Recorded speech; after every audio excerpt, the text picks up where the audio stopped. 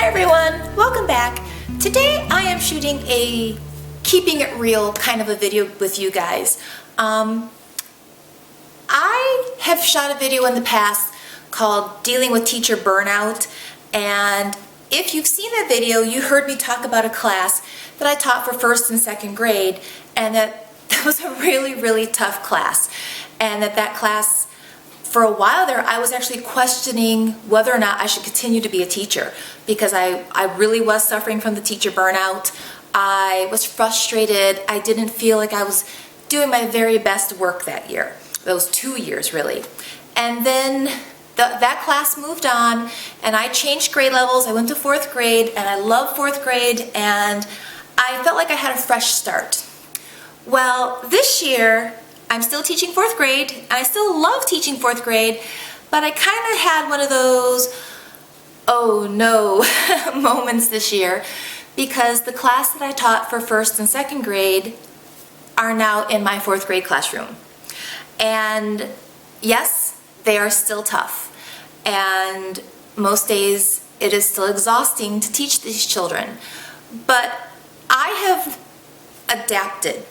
I think the first 2 years I had these kids, I was trying to force them into meeting my needs, and this is my routine, this is my structure, you need to conform to me. After having taught this group for 2 years, I'm a little older, a little wiser, and you know what? At the end of the day, it's not about my needs. It's not about fitting my schedule, my routine. This is how I do it. I'm there for them. They're not there for me. And with that in mind, knowing the challenges I was going to have this year, I had to find a way to make this year work. And now I'll be totally honest, am I having a 100% perfect year? Oh God, no. Every day is a challenge, every day is a struggle, but I'm not losing my mind. And I've made some big changes to make sure that I really am meeting the needs of my students much more effectively than I was the first 2 years that I had this group of children. And so that's what I'm going to be going through today. How have I changed to teach a class that is a tough group? And it's not that these kids are inherently bad children. They're not. What they are hyper. And I'm not talking about attention deficit, although some of them do have that. I am talking about out of their seats, talking out loud, constantly on the move, bouncing off the walls, hyper. And it is a real challenge to get these children to sit down and focus and pay attention, and please don't talk, and please don't play with this thing in your desk, and please knock this off, and stop. Okay? It is still a challenge. But you know, Governor Schneider here in Michigan, he doesn't care what my reasons are, and the makers of the M-STEP test don't care what the reasons are. At the end of the day, did the kids pass the test? That kind of is what it boils down to the powers in charge. And you know and I know that not every child fits a mold. So I had to shatter my mold. So one of the first things I had to do this year was flip my schedule.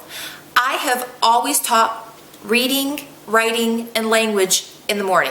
I mean, I have done this for 20 years. I have always taught my language and reading in the morning. Not this year. This class can hold it together in the morning. They really can. I can keep them on task and focused in the morning. After lunch is when it was all falling apart. And if you think about math and science and social studies, these really are core subjects where you need to pay attention. You need to be listening. You need to be working cooperatively. You need to be following directions.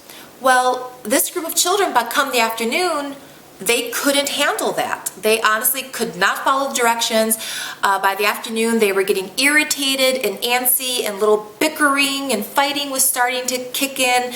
And I wasn't getting my math, science, and social studies taught. I really wasn't. Every lesson, I feel like in the hour allotment of time I would have for this subject, I was teaching maybe 20 minutes and spending 40 minutes on disciplinary actions.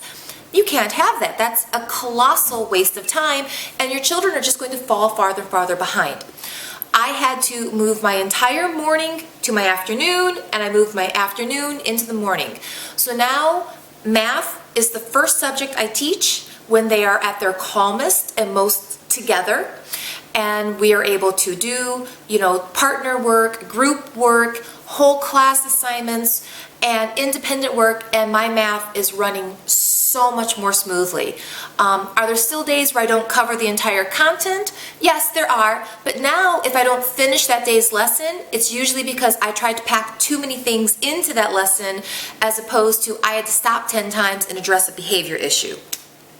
Science is also in the morning, and again, this is the part where we've been working with circuit boards and wires and batteries and light bulbs, and there are a lot of directions to get the circuit boards or whatever magnetic activity we've been working on recently. And if I put that in the afternoon, I would usually get so frustrated just trying to get the activity up and running that I would cancel it. I just say, forget it, we're just not going to do it, we'll try it again tomorrow. By moving this subject into the morning, again, the children are more focused, we're able to get the activities running perfectly, and overall my day is running much smoother, moving the really hard core content areas to the morning. My afternoon now is my Daily 5 block, and the thing about Daily 5 is it is inherently calm. It really is. Daily 5 starts with a 10-minute focus lesson. So I have to teach for 10 minutes, and then we move into a 30-minute block of read to self. They're reading with their bag of books at an appropriate level, and while they're reading, I'm moving from child to child, having my conferences and my private lessons. So it's very calm. Then I have another 10-minute focus lesson, and we move into Writer's Workshop. And Writer's Workshop, again, is another activity in the day that is at the student's level, and it's a calmer activity by nature. And then we have choice, so we have got like 10 kids on Raz Kids with headphones, so those kids are being quiet. Then I have like 10 kids who are buddy reading, so they're making a little bit of noise. And then there are 10 children who are working on words, who are doing an independent activity with, letter tiles or magnetic boards or whiteboards. So it's a very calm afternoon by moving the Daily 5 to that part of the day. And then I wrap up the day with story time, we'll have a class circle time, and then it's dismissal. In like the blink of an eye, that the day is over. So it was really weird for me to move my morning to my afternoon. And initially it's like, oh, I hate this. But by day 2, day 3, I had to admit, for this group of children, this is working. It's really working much better. So that was one way that I adapted myself to meet their needs. Another thing I am doing this year is I am using a lot of video clips. We have discoveryeducation.com in our district, which I love. There's a lot of, Bill Nye the Science Guy, Magic School Bus, and just video clips in general. Because this group I have, they are definitely visual learners. You can read the social studies textbook, you can read the science book that's included in the FOSS kit, but for them, reading it, they don't necessarily get it. This class, and actually it's not even this class, this whole generation coming up, it's a very visual generation. They don't want to talk about it, they don't want to hear about it, they want to see it, and they want to see it in action. So, when we were talking about, conductors and generators and transformers and all the uses of electricity, again, I can talk about these things, they can see a picture in a book, they can read the book, but it wasn't until I literally went to Discovery Education and typed in electricity and transformers and was able to pull up a 10-minute video on Discovery Education that they were actually able to see these giant power plants, the generators inside, and how the electricity was traveling from the plant to the giant transformers, and the coils are slowing it. I mean, the videos make a big difference for this group, and it can actually teach the content in a way that I almost can't do, because this generation of kids, this is the YouTube generation. They get everything they need from YouTube or a video clip or a Vine. So use the tools to your advantage. If you can find something on YouTube or Discovery Education or even Netflix, I'm going to do a video coming very soon on how I use Netflix as a core element in my teaching. I really do. Everything, the History Channel, the Discovery Channel, National Geographic, the Smithsonian Channel, everything that they've ever made is on Netflix. Oh wow, it's amazing. So much valuable resources right there on that. Okay, let me look at my notes here. Another thing I have done this year is I have actually given up my much loved interactive notebooks for English and language arts. I, over the summer, did an entire video on my language arts notebooks and how much I love these and how I got them from teacherspayteachers.com and how we use these in place of the very boring English books. This group, for whatever reason, they could not handle the interactive notebooks. I tried and I tried over and over and over to get these notebooks to be the learning resource that I know they are. But for the class, it just became playtime. It came a time to have scissors and glue and talk and chit chat. And it was taking the entire lesson of 30 minutes just to get the cutting done. We had not even glued them into the book pages yet, let alone then do all the writing and the additional work that went into the interactive notebook. And no matter, I tried setting a timer. You have 10 minutes. When this timer goes off, we get started whether you're done cutting or not.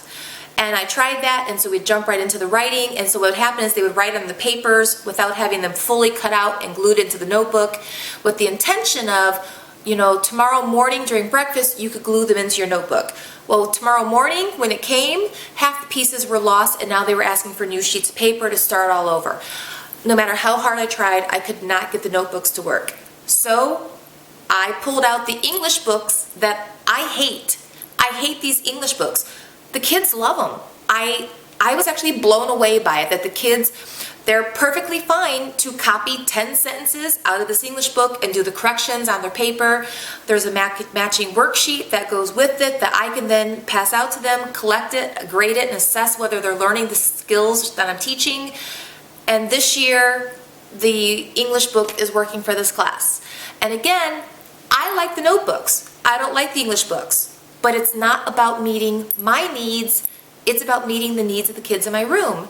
And for whatever reason, this is working better.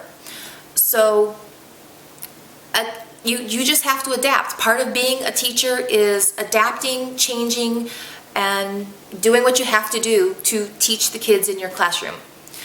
Another strategy I am using this year is bribery. Yes, bribery. It works. Who doesn't love getting a reward for doing your work? And while, yes, they should want to do the work just because it makes them a better person, it makes them more intelligent, this class, they want to be rewarded. They really, really do. So if we accomplish all the tasks set out for the day, for the last 15 minutes of the day, they get to have Silent Ball. And Silent Ball is a game I talked about on my Halloween video. It requires one koosh ball and nothing else. And the kids stand up, they spread out, and we start tossing that koosh ball back and forth. They're not allowed to talk. If it's a bad throw, the thrower is out. If it's a bad catch, the catcher is out. And they love this game. It is pretty quiet, and it's a motivator to get them to do what I need them to do. So lots of strategies there. I hope something there helps you. And then a strategy for you, the teacher, and even myself. There are going to be days when all of your strategies fall apart and nothing goes right. Don't take it personal. And you know what? That is easier said than done. It really is, especially when you can tell some of these kids, they're acting like a little smart aleck today because they find it funny or because they're trying to get a reaction out of you. Don't take it personal. This is my 3rd year with some of these kids. I do know their backstories. I do know what's going on outside of my classroom. And some of the days that the kids are being their absolute worst for you are the days when something has happened to that child outside of your classroom and they're a kid and they're processing as best they can. And sometimes the easiest target for them to take out their anger and aggression on is the person who's trying to be the nicest to them. So don't take it personal. Let it roll off you somehow, some way. Come lunchtime when they leave, just take a few deep breaths, and tell yourself, you can do this, you will get through it, it's okay, this will pass. And honestly, try to find your own center, try to find your own balance and your own calm. I have actually taken at lunchtime, sometimes I put on this thing on Netflix called the British Baking Show, the Great British Bake Off. And I'll watch like 10 minutes of this at lunchtime, and it takes me out of the room. For 10 minutes, I'm not a teacher. For 10 minutes, I'm just me watching something I really enjoy. And when I turn it off after 10 minutes, I'm in a better frame of mind. I really am. It sounds silly, but I check out for 10 minutes, and when I come back, I'm better for it. So again, find whatever strategies you need to make it through the day. And good luck, because sometimes when you have a class like the class I have this year, you just need a little luck, a little prayer, and hope for the best. With that, if you like this video, please give it a thumbs up. If you have strategies of your own for dealing with a tough group and how you have adapted your classroom to meet their needs and how you've adapted yourself to meet your own needs, because when you have a class like this, it can be soul-sucking, it really can. And so somehow we still have to take care of ourselves as we take care of the kids. I would love to hear your strategies. Please comment in the boxes below, because I'm always looking for new ideas. And if you want to see more from me in the future, click that subscribe button, and I'll talk to you later.